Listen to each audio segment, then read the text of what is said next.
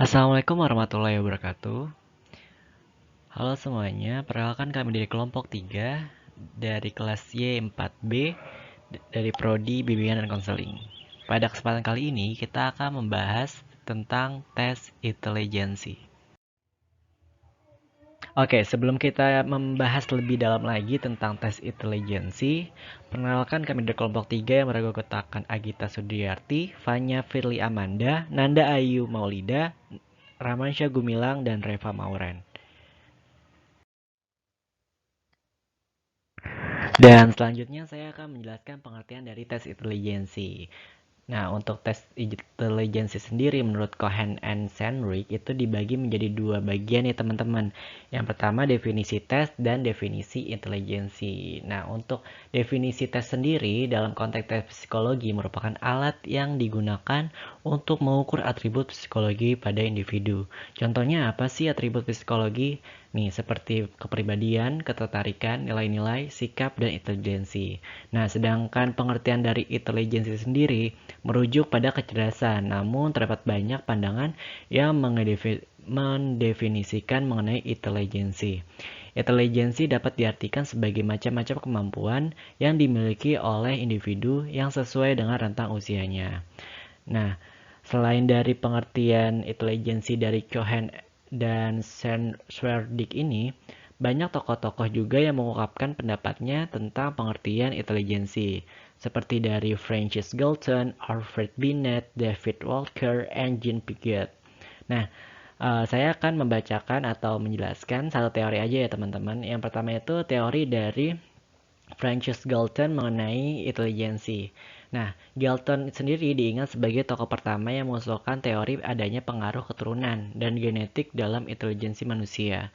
Dengan kata lain, intelijensi yang dimiliki oleh individu dipengaruhi oleh orang tua atau nenek moyang individu tersebut. Nah, jadi intelijensi seseorang menurut Galton itu dapat dilihat atau dapat dipengaruhi oleh intelijensi orang tuanya atau nenek moyangnya. Nah, tadi kan kita udah membahas tentang pengertian atau definisi tes dan definisi intelijensi. Dapat kita simpulkan pengertian dari tes intelijensi adalah merupakan alat yang digunakan untuk mengukur kemampuan yang dimiliki oleh individu yang sesuai dengan rentang usianya. Seperti itu. Sebelum membahas macam-macam teori inteligensi, kita akan bahas hakikat inteligensi.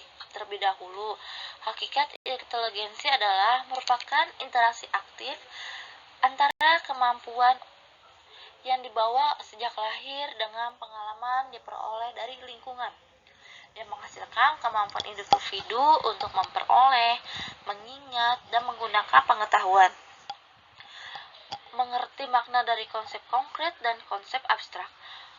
Memahami hubung-hubungan yang ada di antara objek, peristiwa, ide, dan kemampuan tersebut di atas untuk memecahkan masalah yang dihadapi dalam kehidupan sehari-hari.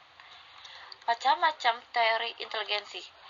Teori inteligensi Spearman atau Charles Edward Spearman mengemukakan tentang analisis faktor. Analisis faktor adalah suatu bentuk teknis statistik yang digunakan untuk menentukan hubungan yang ada di antara dua jenis variabel yang kelihatannya ada hubungan. Hubungan ini berguna untuk melihat variabel mana yang memiliki data yang saling berhubungan dan bagaimana keeratan hubungan tersebut. Selanjutnya, teori inteligensi Thurston, kemampuan mental utama, primary mental abilities, terbagi menjadi 7. Yang pertama, verbal comprehension atau kemampuan dalam pemahaman bahasa. Yang kedua, reasoning atau kemampuan berpikir logis. Yang ketiga, perceptual speed, kemampuan dalam mendeteksi kesamaan atau perbedaan dari berbagai desain atau gambar. Yang keempat, numerical ability, kemampuan berhitung. Yang kelima, word fluency atau word fluency, kemampuan berpikir tentang kosakata secara tepat. Yang keenam, associative memory, ingatan asosiatif. Dan yang terakhir, yang ketujuh, spatial visualization, atau kemampuan dalam menentukan bentuk benda dalam posisi yang telah berubah. Selanjutnya, teori inteligensi Guilford terbagi menjadi 3, yaitu operasi inteligensi yang meliputi kognitif, memori, berpikir divergen, berpikir konvergen, dan evaluasi. Yang kedua, isi inteligensi meliputi figural, simbol, semantik, dan perilaku. Yang ketiga, produk inteligensi meliputi unit, relasi, sistem, dan transformasi dan implikasi. Dan selanjutnya, teori inteligensi Kettle dan Holmes. Kettle dan Holmes mengemukakan 2 dimensi inteligensi. Yang pertama, fluid inteligensi, berkaitan dengan kemampuan untuk mengembangkan teknik pencegahan masalah yang baru dan berbeda dari teknik sebelumnya. Yang kedua, yaitu crystalline inteligensi, adalah kemampuan mengemukakan pengalaman yang telah dipelajari sebelumnya dan memecahkan masalah yang dihadapi. Selanjutnya, teori inteligensi Sternberg. Sternberg mendefinisikan inteligensi sebagai aktivitas mental yang diarahkan pada kegiatan yang bertujuan untuk menyesuaikan diri, memilih dan membentuk lingkungan yang sesuai dengan kehidupan individu. Teori inteligensi yang dikembangkan oleh Sternberg adalah sebagai berikut. Yang pertama yaitu componential subtheory, adalah kemampuan dalam memecahkan masalah. Analytical inteligensi dapat diukur melalui pemecahan masalah seperti masalah akademik, misalnya analogi dan puzzle. Yang kedua yaitu experiential subtheory, adalah kemampuan manusia dalam menghubungkan kemampuan internalnya, seperti motivasi dan keuletan, dengan realitas yang dihadapinya, sehingga ia mampu melakukan adaptasi secara kreatif terhadap lingkungan atau situasi yang baru dihadapinya. Selanjutnya yaitu tujuan tes inteligensi. Nah, pada umumnya tujuan tes inteligensi adalah untuk menentukan kedudukan relatif seseorang di dalam kelompok, yakni berkaitan dengan ukuran kemampuan seseorang yang menjadi pengaruh yang sangat besar dalam menentukan kesuksesan seseorang dalam kehidupannya. Nah, tujuannya ini terdiri dari tes inteligensi dapat digunakan menempatkan siswa pada jurusan tertentu. Lalu, untuk mengidentifikasi siswa yang memiliki IQ di atas normal. Tes inteligensi juga dapat digunakan untuk mendiagnosa kesukaran pelajaran dan mengelompokkan siswa yang memiliki kemampuan setara. Nah, tes inteligensi juga dapat digunakan untuk memprediksi hasil siswa di masa yang akan datang dan juga sebagai media untuk mengawali proses konseling. Tes inteligensi juga dapat digunakan siswa untuk mengenali dan memahami dirinya sendiri dengan lebih baik serta mengetahui kemampuannya. Lalu untuk mengukur kemampuan verbal mencakup kemampuan yang berhubungan dengan simbol numerik dan simbol abstrak lainnya. Lalu yang terakhir ada alat prediksi kinerja yang efektif dalam banyak bidang pekerjaan serta aktivitas-aktivitas lain dalam kehidupan sehari-hari. Baik, di slide selanjutnya itu ada macam-macam alat tes inteligensi. Yang pertama yaitu tes Binet. Tes ini adalah tes inteligensi yang pertama kali dipublikasikan pada tahun 1905 di Paris, Prancis untuk mengukur kemampuan mental seseorang. Alfred Binet menggambarkan intelijensi sebagai sesuatu yang fungsional. Intelijensi menurut Binet atas 3 komponen, yaitu kemampuan untuk mengarahkan pikiran atau tindakan, kemampuan untuk mengubah arah tindakan bila tindakan tersebut telah dilaksanakan, dan kemampuan untuk mengkritik diri sendiri.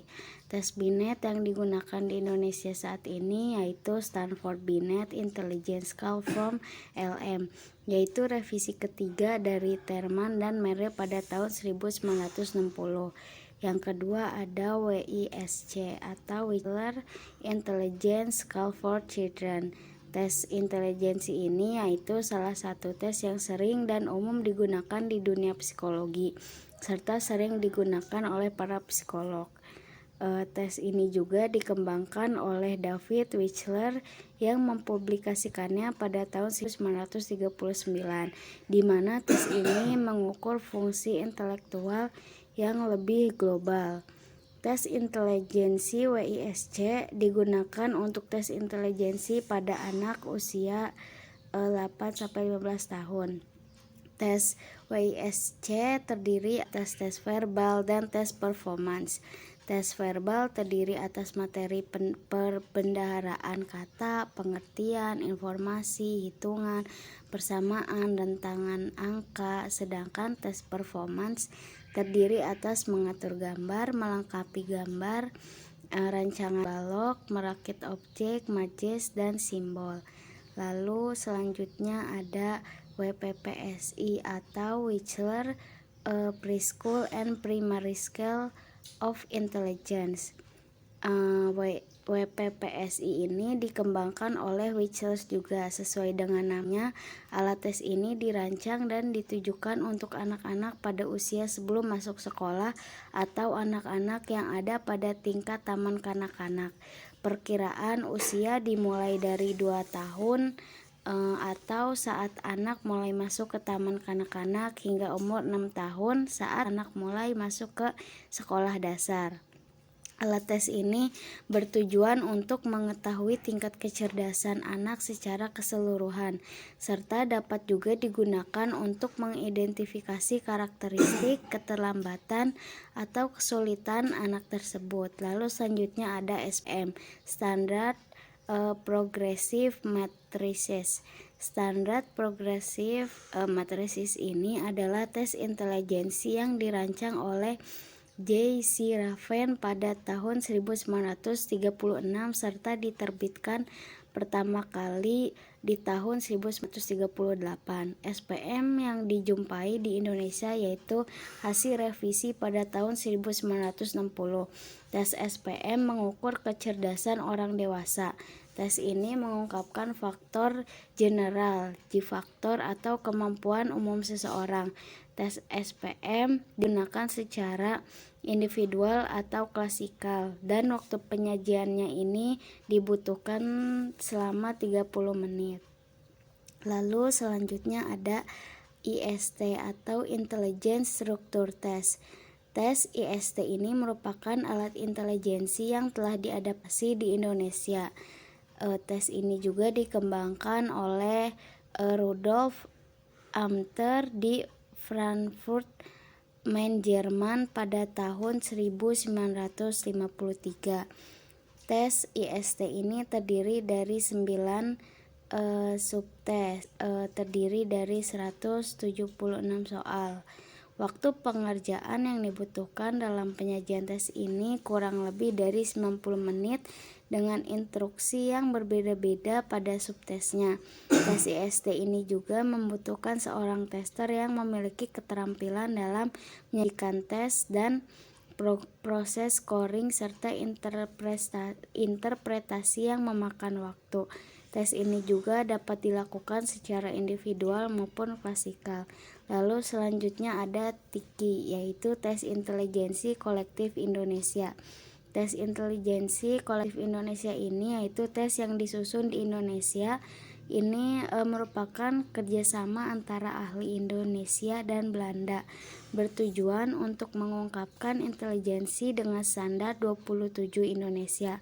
Tes ini terdiri 3 kelompok, yaitu Tiki Dasar untuk sekolah dasar sampai SMP kelas 2, lalu Tiki Menengah untuk siswa SMP kelas 3 dan SMA, dan Tiki Tingkat untuk mahasiswa dan orang dewasa. Tes ini dapat diberikan secara individual dan kelompok. Lalu ada WISE, Wechsler Adult Intelligence Scale. Tes ini dikembangkan oleh David Wechsler juga akibat rasa ketidakpuasan dengan batasan dari teori Stanford Binet dalam penggunaannya, khususnya dalam pengukuran kecerdasan untuk orang dewasa, sehingga dikembangkan tes ini. David Wechsler kemudian meluncurkan tes kecerdasan baru yang dikenal sebagai Wechsler's Adult Intelligence Scale atau WISE pada 1955. Tes ini digunakan oleh orang dewasa usia 16-75 tahun. Pelaksanaan tes ini dilakukan secara individu. Lalu selanjutnya ada CPM atau Closed Progressive Matrices. CPM ini salah satu alat tes yang dibuat oleh Raven. CPM sendiri merupakan alat tes yang dibuat dikarenakan adanya keperluan pengetesan intelijensi pada anak-anak yang tidak dapat menggunakan alat tes Raven sebelumnya, yaitu SPM atau Standard Progressive Matrices. Hal tersebut menjadikan CPM dapat digunakan pada anak-anak dengan rentang usia 5-11 tahun dan orang dewasa, namun dengan syarat memiliki tingkat pendidikan yang rendah. Perbedaan yang mendasar antara SPM dan CPM adalah adanya warna pada alat tes CPM. Lalu yang ke-9 ada APM atau Advanced Progressive Matrices. Tes ini dikembangkan oleh Raven yang merupakan tipe tes kedua dari tes yang ia kembangkan. Tes ini mengukur kinerja intelektual dari mereka yang memiliki intelijensi di atas rata-rata. Selain itu, tes ini juga mampu membedakan secara tajam antara mereka yang tergolong memiliki intelijensi unggul dari yang lainnya. Tes ini terdiri dari 2 set, yaitu set 1 mencakup 12 soal dengan waktu pengerjaan 5 menit dan tes 2 mencakup 36 soal dengan waktu pengerjaan 40 menit. Pemberian soal set 1 kepada testi ditunjukkan dengan maksud untuk menjelaskan prinsip-prinsip kerjanya, dan kemudian dilanjutkan ke set 2 di mana pengukuran sebenarnya dilakukan. Soal-soal pada set 2 meliputi persoalan-persoalan yang mampu menjadi alat pengukur pada proses berpikir tinggi secara analitis, sehingga APM berguna untuk mendapatkan gambaran tentang laju kecepatan dan keberhasilan belajar yang mungkin dicapai seseorang di dalam suatu bidang studi. Lalu yang ke-10 ada CVIT atau Culture Fire Intelligence Test. Tes ini merupakan salah satu tes intelijensi yang sering digunakan oleh psikolog dan lembaga psikologi di Indonesia. Pertama kali tes intelijensi CVIT ini dikembangkan oleh Raymond B. Kettle pada tahun 1940. Dalam proses administrasinya, tes CVIT ini tidak memakan waktu, yaitu hanya sekitar 30 menit, sehingga tes CVIT ini populer digunakan di kalangan praktisi. Lalu tes CVIT ini memiliki 3 jenis skala, yaitu skala 1 ditunjukkan untuk usia 4-8 tahun, skala 2 ditunjukkan untuk usia 8-13 tahun, dan skala 3 ditunjukkan untuk individu dengan kecerdasan di atas rata-rata. Skala 2 dan 3 berbentuk paralel A dan B, sehingga tes ini dapat digunakan untuk pengetesan kembali. Lalu yang ke-11 ada good enough draw a man test atau draw a person test. Nah, tes ini yaitu dengan tes menggambar orang yang merupakan salah satu jenis tes psikologi yang dikembangkan oleh Florence Goodenough pada tahun 1926. Pada saat itu, tes ini dikenal dengan istilah good enough draw a man test. Draw a person test, tes psikotes menggambar orang, kemudian disempurnakan dan dikembangkan oleh Dr. Dalby Harris pada tahun 1963 yang kemudian diberikan nama Good Enough Harris Drawing Test. Sampai saat ini tes ini dikenal dengan istilah DAP atau Draw a Person Test. Tes ini adalah tes yang sederhana. Tak ada kendala bahasa, budaya maupun kendala komunikasi antara penguji dan peserta tes. Tes ini juga sangat universal, dipakai dalam berbagai keperluan psikologi. Di Indonesia, tes menggambar orang ini sangat luas, dipakai untuk seleksi penerimaan karyawan swasta, pegawai BUMN, maupun instansi lainnya. Dalam tes ini, sebagai peserta tes diminta untuk menggambar 3 orang pada 3 lembar terpisah, yaitu gambar laki-laki, gambar perempuan, dan gambar diri sendiri. Penggunaan hasil tes inteligensi dalam bimbingan dan konseling ketika digunakan sesuai dengan tujuan pengembangannya, tes ini membantu pengguna membuat keputusan yang benar dan efisien. Di sisi lain, jika digunakan secara tidak benar, selain membuat keputusan yang buruk, hal itu dapat menyebabkan pelecehan kepada anak dan pemborosan waktu dan uang. Dan tes ini hanya menghasilkan sebagian informasi tentang anak, atau lebih tepatnya hanya sampel perilaku anak. Oleh karena itu, tidak cukup berusaha untuk memahami seseorang anak dengan hanya mengandalkan hasil tes atau nilai, tanpa memahami lingkungannya, di mana anak itu berada, di mana anak itu tinggal, dan gimana sistem yang ada di lingkungan itu. Dan dengan menggunakan hasil tes inteligensi ini, konselor dapat membuat diagnosa terkait perkembangan konseli selama dan setelah proses konseling berlangsung. Selain itu, hasil tes kecerdasan dapat dijadikan sebagai data pendukung jika tes yang digunakan bukan hanya tes atau tes inteligensi, maka hasil tes inteligensi dapat digunakan untuk menunjang data yang telah diperoleh dan diperlukan dalam kegiatan konseling. Dalam penggunaan tes inteligensi, perlu memperhatikan beberapa prinsip dalam pelaksanaannya. Ada 6 yang harus diperhatikan dalam pelaksanaannya, yaitu yang pertama, diberikan untuk seluruh siswa. Jika hanya diberikan kepada sekelompok siswa saja, dikhawatirkan kesimpulan yang diambil nantinya tidak mencakup atau mewakili siswa secara keseluruhan atau kesemuanya. 2. Diberikan dengan pertimbangan waktu yang baik. Tes yang diselenggarakan dengan rencana yang matang akan memiliki manfaat yang cukup besar dari hasil yang diberikannya tersebut. Ketiga, dilakukan dengan cara yang benar. Tes harus dilakukan dengan cara yang benar dan tidak disalahgunakan agar dapat memberikan manfaat kepada siswa dan juga kepada sekolah. Keempat, proses scoring atau yang bisa dibilang pemberian nilai terhadap masing-masing siswa yang harus dilakukan dengan tepat dan teliti. Kelima, hasil tes harus diinterpretasikan berdasarkan norma yang wajar. Dalam Kamus Besar Bahasa Indonesia atau yang bisa disebut KBBI, interpretasi itu adalah pemberian kesan, pendapat, atau pandangan teoritis terhadap suatu tafsiran. Keenam, hasil tes hendaknya disajikan dengan cara yang mudah dimengerti oleh siswa, orang tua, kepala sekolah, guru, maupun konselor. Dapat disertai dengan keterangan-keterangan yang menunjang. Kegiatan konseling memiliki ciri khas sendiri juga dibandingkan dengan kegiatan pembina lainnya. Dan dalam prakteknya, ada yang menggunakan hasil tes untuk mengawali proses konseling. Hasil tes kecerdasan dapat digunakan sebagai bahan diagnosa juga.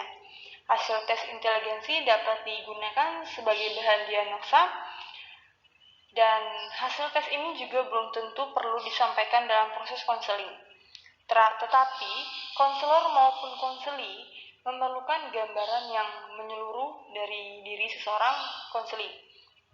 Dengan menggunakan hasil tes inteligensi, konselor dapat membuat diagnosa terkait perkembangan konseli selama dan setelah proses konseling berlangsung. Selain itu, hasil tes kecerdasan dapat dijadikan sebagai data pendukung, dan jika tes yang digunakan bukan hanya sekedar tes atau tes inteligensi, maka hasil tes inteligensi tersebut dapat digunakan untuk mendukung data yang telah diperoleh dan yang dibutuhkan dalam kegiatan konseling. Oke, teman-teman cukup sampai di sini aja presentasi dari kelompok 3 mengenai tes inteligensi. Tadi kita udah belajar tentang pengertian tes inteligensi, macam-macam tes inteligensi, tujuan tes inteligensi, dan pengaplikasian maksud saya, tes inteligensi terhadap bimbingan konseling. Nah, semoga penjelasan dari kelompok 3 tadi dapat menambah ilmu pengetahuan kita dan juga bermanfaat untuk kita semuanya. Nah, mohon maaf juga kalau misalnya selama presentasi tadi ada kekurangan atau salah-salah kata. Akhir kata, terima kasih. Assalamualaikum warahmatullahi wabarakatuh.